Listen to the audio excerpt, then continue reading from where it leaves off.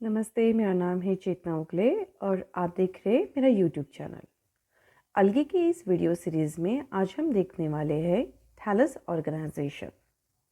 Thallus organisation ये one of the general characters है अलगी का, जिसके ऊपर से इसका क्लासिफिकेशन, डिफ्रेंसिएशन और मॉर्फोलॉजिकल कैरेक्टराइजेशन मेंशन होते हैं। थैलस ऑर्गेनाइजेशन में बहुत ज़्यादा वेरिएशन है, बहुत ज़्यादा डिफरेंसेस है और अलगी बहुत ही ज़्यादा फॉर्म में पाई जाती है। तो ये डिफरेंट थैलस ऑर्गेनाइजेशन कौन से हैं, लेट्स सी। तो फर्स्ट जो है वो है यूनिसेलुलर फॉर्म। यूनिसेलुलर फॉर्म मतलब सिंगल सेलुलर फॉर्म, जिसे असेलुलर फॉर्म भी कहते हैं।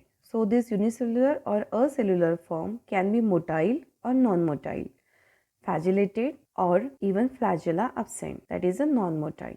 So these all unicellular forms are grouped in 4 different categories. The first one is rhizopodial. Rhizopodials means we show the absence of a rigid wall and have visible protoplasm. The cell envelope permits changes in shape and size. Flagella are generally absent and they form more in amoeboid manner.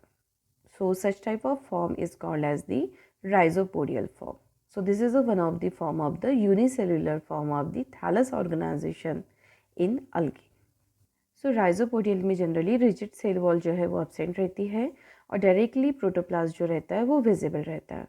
अब cell wall absent होने के कारण क्या होता है, इसमें amoeboid manner की तरफ से इसमें मूवमेंट होती है, क्योंकि प्रोटोप्लास्ट ही आउटरमोस्ट मेम्ब्रेन रहता है और सेल एनवलप जो रहता है वो परमिट करता है changes in the shape and size. तो ये एक तरह से अमीबॉइड मैनर ही रहता है। तो इसके एग्जाम्पल है क्रिस्मोमीबा, राइजोक्लोरारिस और डाइनोफाइसी। Then the next group of the unicellular form is flagellates. Flagellates are generally in which the flagella are present.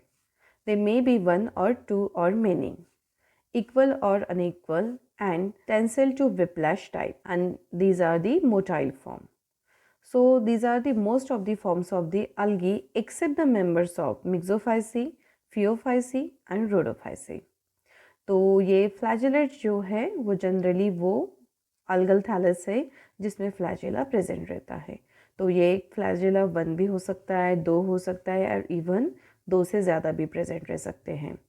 वो इक्वल लेंथ में भी हो सकते हैं, अनइक्वल भी हो सकते हैं, उसकी मोमेंट टेंसाइल भी हो सकती है, विप्लैश मोमेंट भी हो सकती है और जनरली ये ज़्यादातर मोटाइल ही रहते हैं क्योंकि due to the present of flagella, इसीलिए इसको फ्लैजेलेट्स बोलते हैं। तो generally most of the algae form में से जितने भी हमने जो 11 डिफरेंट क्लासेस देखे हैं उनमें से ऑलमोस्ट सभी इसमें ये फॉर्म रहता है, लेकिन सिर्फ कुछ अलगी फॉर्म में नहीं रहता है।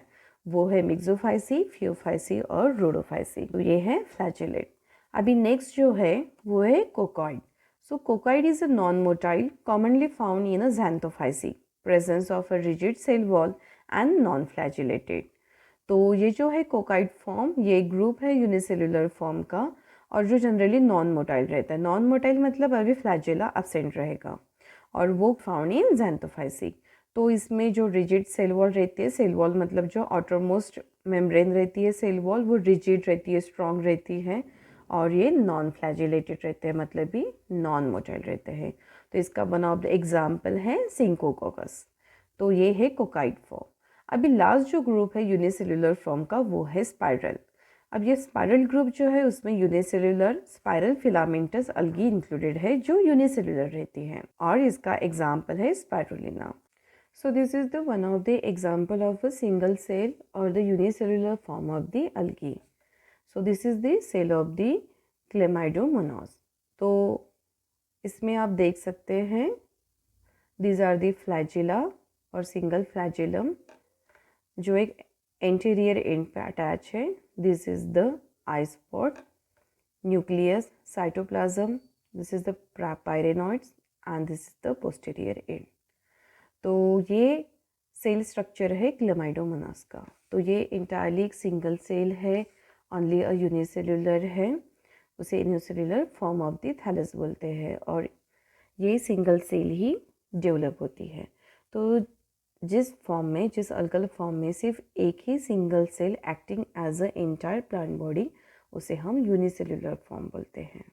जो असेलुलर फॉर्म भी रहता है और जनरली वो मोटाइल भी हो सकता है या नॉन मोटाइल। अभी इस चीज़ में हमने जो ये देख रहे हैं सिंगल सेल, ये जो वेजिटेटिव स्ट्रक्चर है क्लेमाइडोमोनास का, इसमें फ्लैजेला प्रेजेंट है, तो मतलब ये हो गया अभी मोटाइल फॉर्म या फ्लैजिलेटेड फॉर्म जिसमें फ्लैजेला प्रेजेंट। तो ये स्ट्रक्चर है single cell Chlamydomonas which is the unicellular form of the algae. The next is a multicellular form. अब multicellular मतलब जिसे एक से ज़्यादा सेल है, यूनिसेलुलर मतलब जिसमें सिंगल सेल रहेगी, और मल्टीसेलुलर मतलब जिसमें एक से ज़्यादा सेल रहेगी।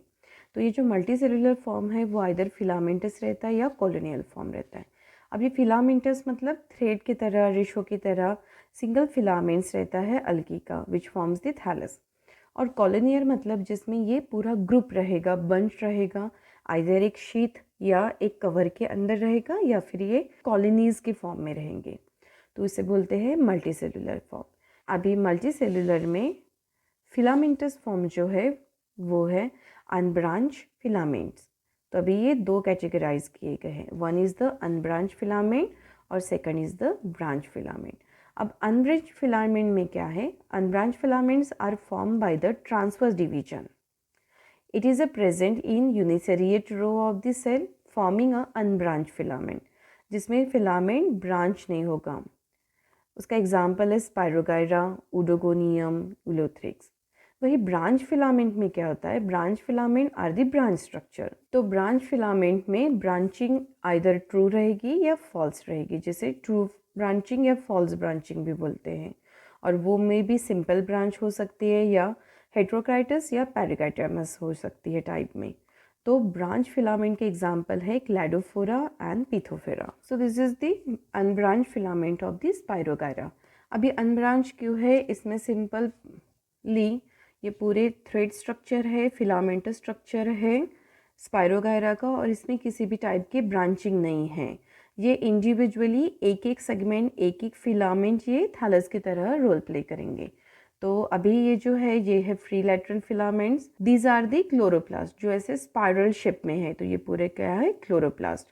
ये जो है ये एम्बेडेड साइटोप्लाज्म है, this is the nucleus embedded into a chloroplast, और pyrenoids which is a present inside the chloroplast. तो ये है unbranch filament of the Spirogyra. तो ये one of the best example is Spirogyra for the unbranched filament. This is the example of the branch filament of the bulbocauchi. तो अभी इसमें जो आप देखेंगे, जैसे हमने प्रीवियस देखा था अनब्रांच फिलामेंट में, उसी के एग्जैक्ट अपोजिट यहाँ पे इंटरमीडिएट सेल में यहाँ पे ब्रांचिंग शुरू हो गई है। तो ये फिलामेंट दो इसमें ब्रांच हो गया है। तो इस टाइप के थैलस ऑर्गेनाइजेशन को ब्रांच फिलामेंट बोलते हैं। अब ये ब्रांचिंग ट्रू भी हो सकती है या फिर फॉल्स भी हो सकती है।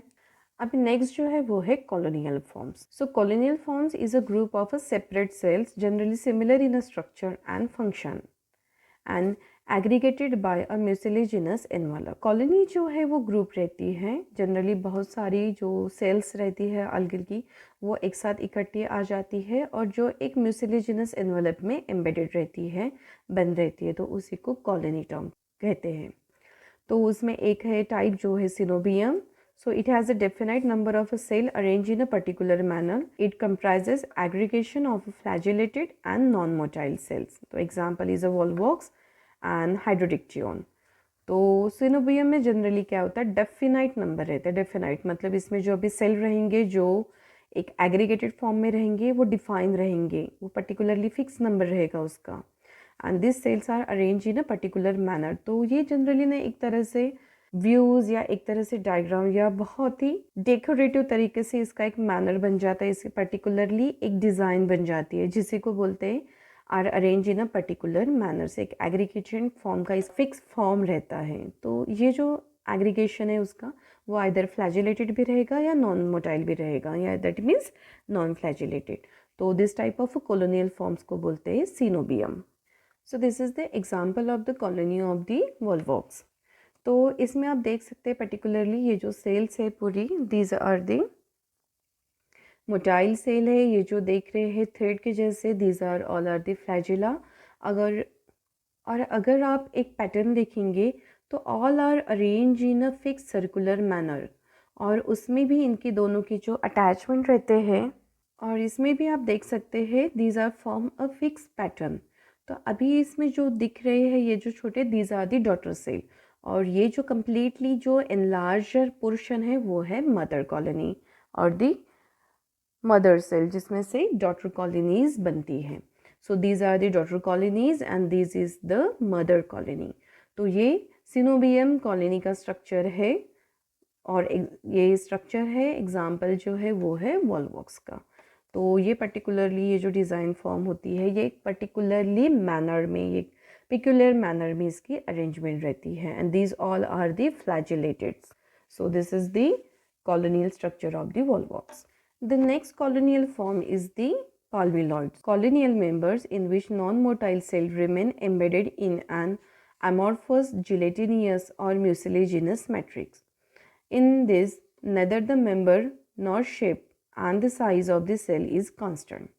तो पर्टिकुलरली पाल्मेलॉइड स्ट्रक्चर का क्या है, इसमें नॉन मोटाइल सेल्स रहती है, मतलब फ्लैजिला अब्सेंट है, और ना तो इसे फिक्स नंबर है और ना ही इसे फिक्स साइज़ है और ना ही इसे फिक्स शेप है।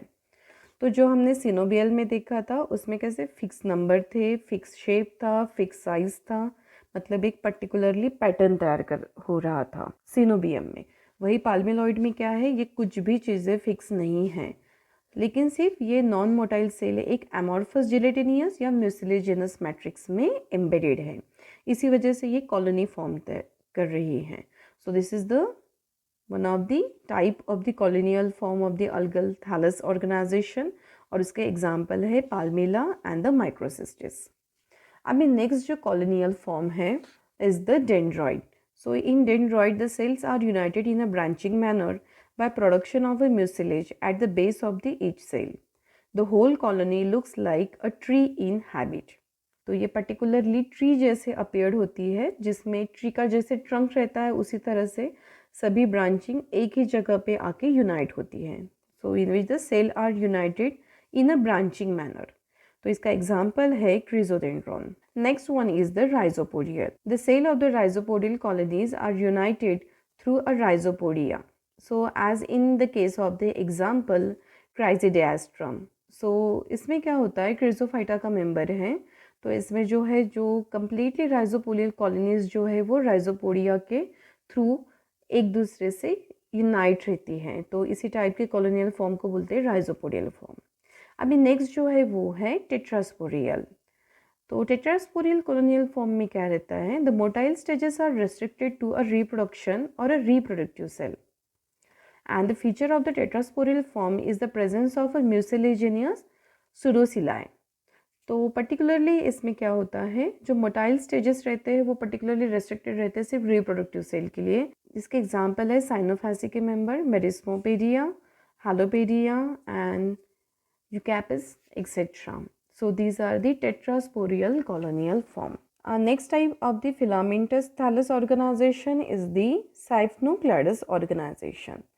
Unbranched or branched filaments are composed of a multinucleate or semi-synocytic cells and specially members of the chlorophyce. So this type of a structure is generally called as the Cyphinocladus organization. So जिसमें branch या unbranch filaments जो रहते हैं वो एक मल्टीन्यूक्लिएट form में compose रहते हैं। सिनोसिटिक मतलब जिसमें कोई पार्टीशन नहीं रहता सेल में, सिनोसिटिक। अभी सेल में पार्टीशन न होने की वजह से क्या होता है, जितने भी सेल के न्यूक्लियस रहते हैं वो एक ही जगह पे एक्यूमुलेट होते हैं, या फिर जैसे उसका अपीयरेंस रहता है मल्टी न्यूक्लिएट टाइप से। तो इस तरह के सेल का जो कंपोजिशन रहता है वो सिप्नोक्लैडस ऑर्गेनाइजेशन में रहता है, जिसके एग्जाम्पल है specifically members of the family Chlorophyceae, जैसे यूरोस्पोरा, क्लिटोमॉफ। सो ये एग्जाम्पल है अनब्रांच फिलामेंट के, और वही ब्रांच फिलामेंट में है एक्रोसिफोनिया और क्लैरोफोरा। अभी नेक्स्ट जो फॉर्म है वो है siphonous form. The number of a marine chlorophyceae and the some xanthophysi are enlarged and elaborate of the thallus proceeds in the absence of septa. The nuclear division are not followed by the cytokinesis, resulted in a synocytic multinucleated thallus and the siphonous organization. तो अभी ये siphonous form में क्या होता है, generally particularly एक marine form में ही ऑब्जर्व होता है, जिसमें से क्लोरोफाइसी है जो ऑर्डर सिफिनल्स है, और कुछ xanthophysi के मेंबर्स है लाइक बॉट्रिडियम एंड वॉल्केरिया। तो इसमें जो होता है वो थैलस एनलार्ज हो जाता है, एलैबोरेशन हो जाता है थैलस का। और जनरली ये जो एलैबोरेशन रहता है इसमें सेप्टा फॉर्म नहीं होता, जैसे सिनोसिटी कंडीशन रहती है जिसमें डिवीजन में सेल वॉल फॉर्म नहीं होती है। तो इसकी वजह से क्या होता है, मल्टी न्यूक्लिएटेड स्टेज फॉर्म हो जाती है। And that multinucleated thallus organization जो रहता है वो पर्टिकुलरली सिफिनस ऑर्गेनाइजेशन में टर्म किया जाता है। तो ये सभी डिफरेंट टाइप्स है थैलस ऑर्गेनाइजेशन इन अलगी। तो इसमें आते हैं यूनिसेलुलर फॉर्म्स, और जब मल्टीसेलुलर में आते हैं फिलामेंटस फॉर्म, कॉलोनियल फॉर्म्स, और कॉलोनियल फॉर्म्स में ये डिफरेंट टाइप्स के कॉलोनियल ऑर्गेनाइजेशन और कॉलोनियल फॉर्म्स आते हैं। तो अभी बीएससी के लिए थैलस ऑर्गेनाइजेशन के लिए बस इतना ही। तो आने वाले वीडियोस में हम अलगी के बारे में और ज़्यादा डिस्कस करेंगे।